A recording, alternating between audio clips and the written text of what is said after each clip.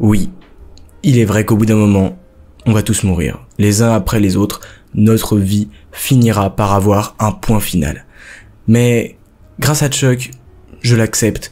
Et je trouve même cette finalité belle par rapport au fait que la vie a du sens parce que il existe la mort.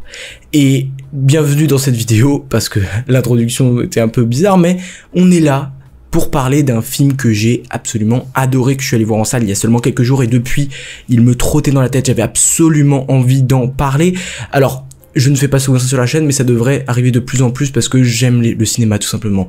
J'aime le 7e art, j'aime la manière dont il nous emmène dans d'autres univers, dont il nous fait découvrir des choses. Et c'est le cas, vraiment. Foncez voir Life of Chuck, la vie de Chuck au cinéma, dans vos salles, puisqu'il ne va sûrement pas rester très longtemps, parce qu'à mon avis, ça ne va pas être un succès, mais c'est un petit bijou. C'est une petite pépite, et on va essayer d'en parler aujourd'hui dans une vidéo type un peu podcast. Voilà, j'aimerais revenir sur, pour moi, ce qui est un gigantesque chef-d'œuvre et l'un des meilleurs films que j'ai vu de ces 4-5 dernières années, honnêtement, et peut-être le meilleur. En vrai, c'était une grosse claque. Je vais vous en parler en détail. Il y aura une petite partie non spoil au début, et ensuite on reviendra très en profondeur en partie spoil ensuite. Alors, Life of Chuck, The Life of Chuck, c'est un film qui est donc adapté d'un roman court que Stephen King a fait en 2020, et contrairement à ce qu'on pourrait penser en réalité de ce projet-là, ce n'est pas de l'horreur, il n'y a même pas vraiment d'angoisse, on sent quelques petites touches à certains moments, mais en réalité c'est plutôt un film fantasy. Voilà, il est là pour nous transporter. Il y a côté bien sûr dramatique, mais on n'est pas là non plus pour pleurer des tonnes. Le film n'est pas construit pour nous faire pleurer, mais je pense que il y a beaucoup d'émotions qui passent. Et c'est encore plus surprenant puisque c'est Mike Flanagan qui est à la réalisation, lui qui a été principalement reconnu pour ses travaux dans des séries et des films horrifiques. Là, c'est totalement différent. Et je trouve que ce film, vraiment, c'est un film qui aime et qui adore la vie.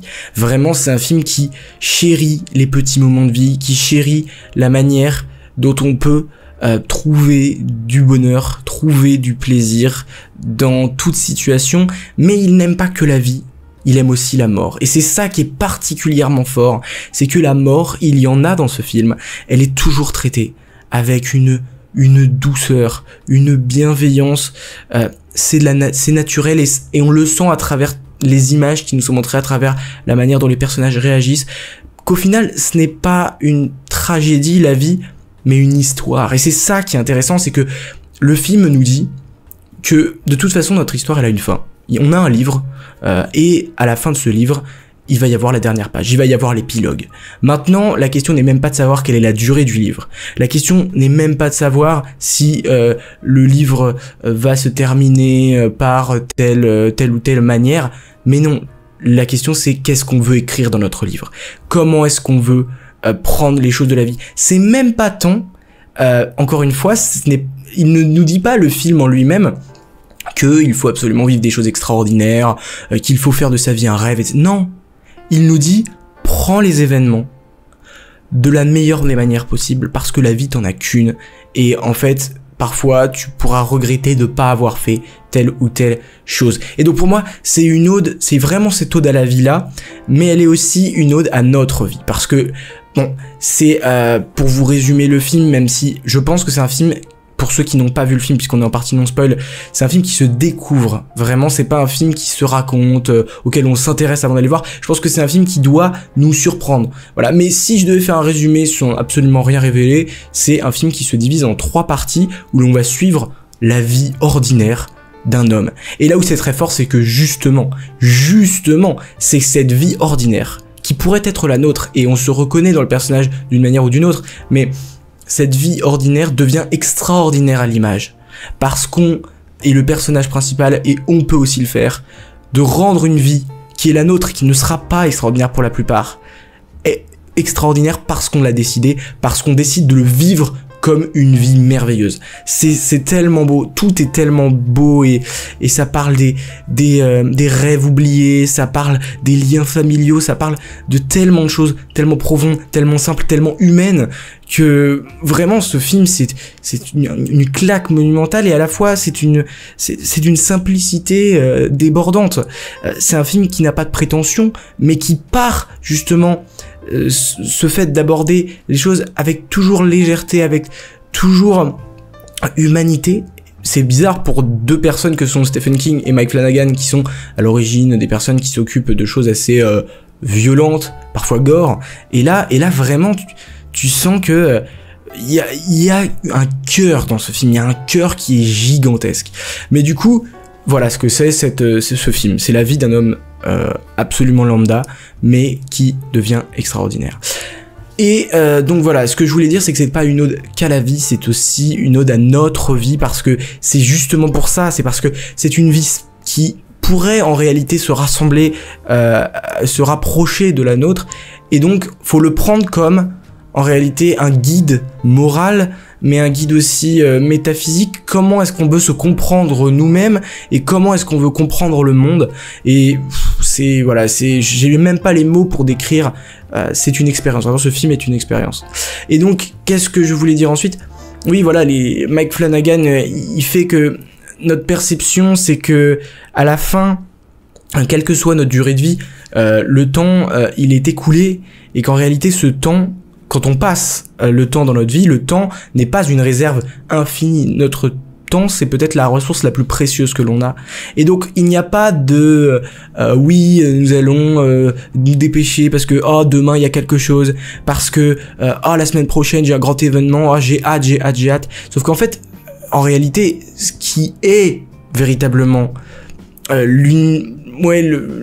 l'unique chance qu'on a de profiter, c'est de prendre le temps maintenant. Je vous invite à le faire même devant cette vidéo. On est vivant, on est là, et c'est tellement beau en fait d'être juste là, voilà. Et rien que le fait d'y penser, rend notre vie peut-être encore un peu plus belle.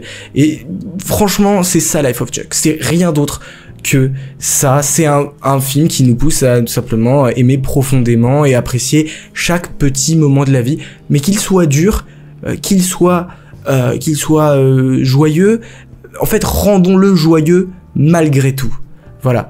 Je vais pas spoiler tant que ça, mais il y a vraiment, et vous allez le voir si vous allez voir le film, mais il y a une danse dans ce film qui est, encore une fois, simple, sommaire, mais qui vient dans un moment où en réalité ça devient, on a l'impression que ça devient presque une comédie musicale. En gros, la vie en fait que Chuck décide d'adopter à ce moment-là, c'est une vie qui ne correspond pas avec ce qu'il vit.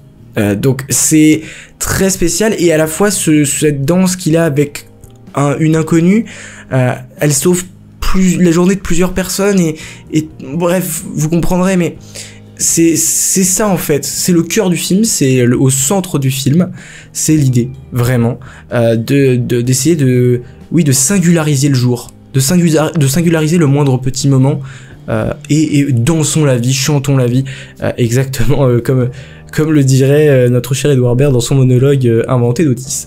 Mais voilà. Et je pense que je n'ai pas plus à dire. Faut vraiment se laisser porter par ce film qui devient de plus en plus gigantesque au fur et à mesure que le film avance. C'est-à-dire que première partie, vous allez être perdu. Première partie, vous n'allez pas comprendre ce qui se passe. Et encore une fois, c'est un film qui se découvre. Voilà, on faut se laisser porter par ce qu'on voit.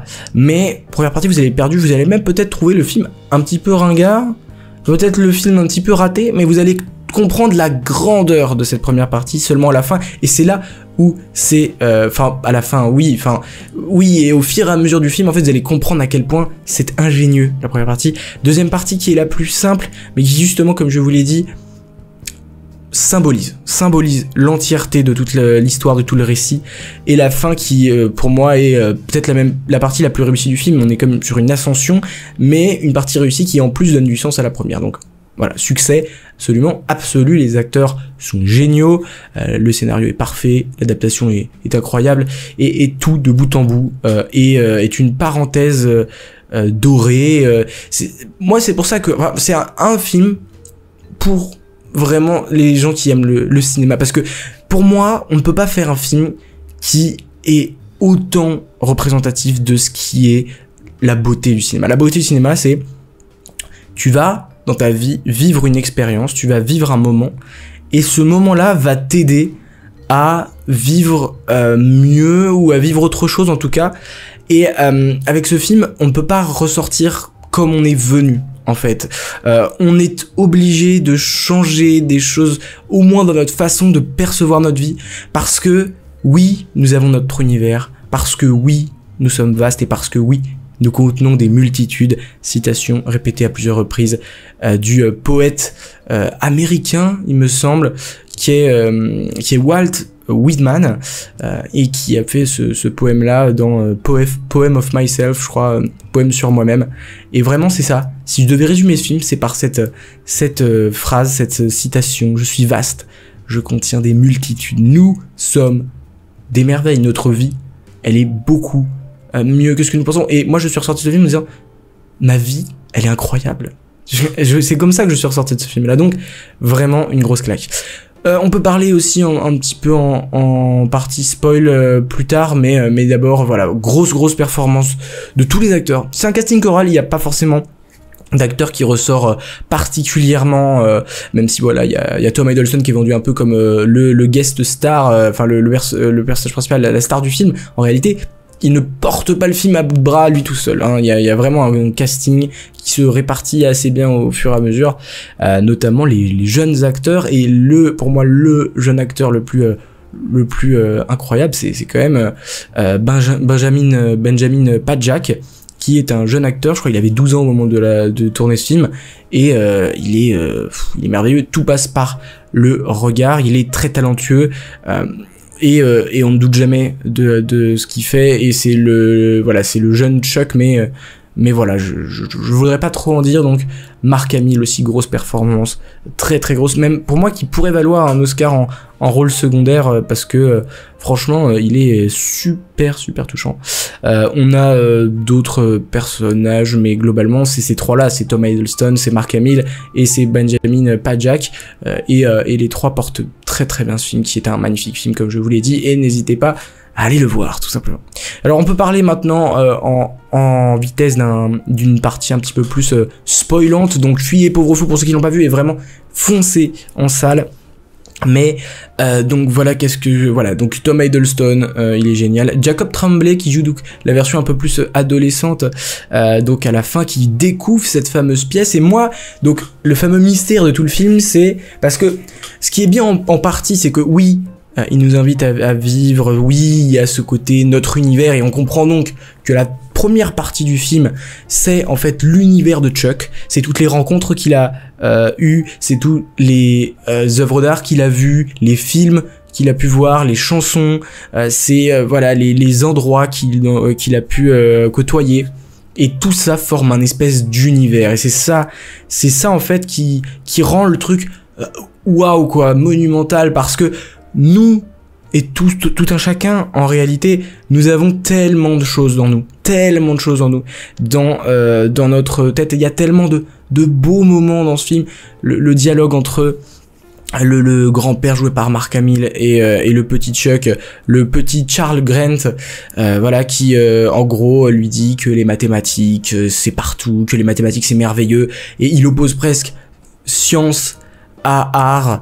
Il dit que voilà, le métier d'avenir c'est un métier beaucoup plus mathématique, il va falloir se diriger vers là, et on voit que Chuck va aller dans un métier comme ça, et on voit toute la désillusion sur son visage, et comme on l'interprète Mark Hamill, c'est formidable. Je l'avais jamais vu aussi bon dans un rôle, franchement. En plus il est assez méconnaissable. Alors bon, il a été grimé et tout ça, mais franchement c'est assez impressionnant sa performance.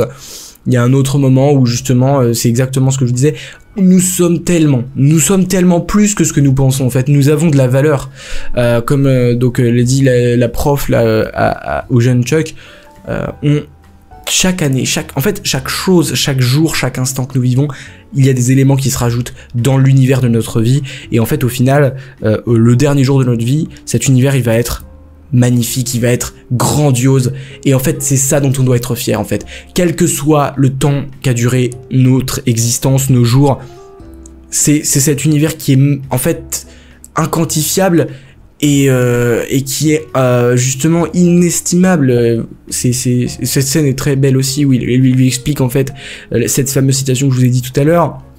Il y en a plein d'autres aussi, le moment où il décide d'aller danser, la scène de la danse, enfin plein de petits moments qui à chaque fois sont vraiment terre à terre, qui sont pas extraordinaires. C'est pas du La La Land avec des étoiles partout, même s'il y a des choses comme ça avec quelque chose de beaucoup imagé. Non, c'est très réaliste, hein. À part bien sûr il y a une touche de fantastique, sinon ça ne serait pas Stephen King, avec justement, comme je vous en parlais, cette fameuse pièce fermée à clé qui révélerait la mort des personnes à l'avance. Et moi je perçois vraiment cette pièce, espèce de grenier, hein, comme ce qu'on sait nous. C'est-à-dire, c'est presque la malédiction de notre vie en fait. Nous avons peur de la mort, forcément. Nous avons tous une crainte déraisonnée de la fin de notre vie. Et c'est cette pièce qui est là quelque part dans notre cerveau, où dit mais comment je vais mourir, qu'est-ce qui va se passer, il faut que j'ouvre cette porte, j'ai envie de savoir en fait combien de temps il me reste, comment ça va se terminer. Et en fait, une fois qu'on ouvre cette porte à coups de pied, une fois qu'on découvre en fait que de toute façon, et qu'on voit la réalité en face, surtout qu'on est conscient de ça, qu'on est conscient que justement il va y avoir une finalité, qu'il va y avoir une conclusion à notre vie, et bien à partir de ce moment-là, dans cette espèce de grenier intérieur, enfin dans notre propre cerveau, c'est là quand on a assimilé, compris et tiré les leçons de ça, c'est là qu'on va pouvoir vivre notre vie pleinement, puisque en ayant conscience de ça, mais pas, justement c'est ce qui est beau, c'est que la pièce elle est illuminée, la pièce elle est, en fait la pièce elle est simple, mais elle n'est pas effrayante. Alors oui, on a peur de ce truc, mais en fait, on a plus peur dans le film de cette pièce à l'extérieur, c'est-à-dire avant de l'ouvrir, avant de savoir ce qu'il y a à l'intérieur, que quand on y rentre, où on voit qu'en fait, ce n'était pas si terrifiant que cela. Et c'est ça en fait, c'est de voir la mort comme quelque chose de pas si terrible que ça, et en prenant en compte cet élément, vivre une vie qui soit une vie qui soit comment dire, même, j'ai pas envie de dire une vie justement extraordinaire, j'ai envie de dire une vie ordinaire, mais ce sera notre vie, et notre vie, on va la vivre parce que nous sommes des multitudes, parce que nous avons de la valeur, parce que voilà, c'est tellement fort. Et encore une fois, voilà, je me répète beaucoup, mais du Chiwetel Ejiofor, du Karen Gillian, donc qui porte la première partie, ensuite c'est Tom Hiddleston, et dans la dernière partie nous avons justement Mark Hamill et Benjamin Pajak, qui est un peu aussi de Jacob Tremblay dans tout ça. Mais donc il y a pas vraiment justement de un acteur qui ressort, il y a plusieurs justement casting choral, mais vraiment Hamill pour moi c'est vraiment le top du top. Et voilà, je pense que j'ai fait le tour, mais on est vraiment, comme je l'ai dit, pour moi sur une grosse claque. Et n'hésitez pas, vraiment. Si vous êtes allé jusque là, j'imagine que vous avez vu ce film, et donc n'hésitez pas à me dire votre avis en commentaire, ça m'intéresse énormément. Mais n'oubliez jamais, subscribers, rassemblement.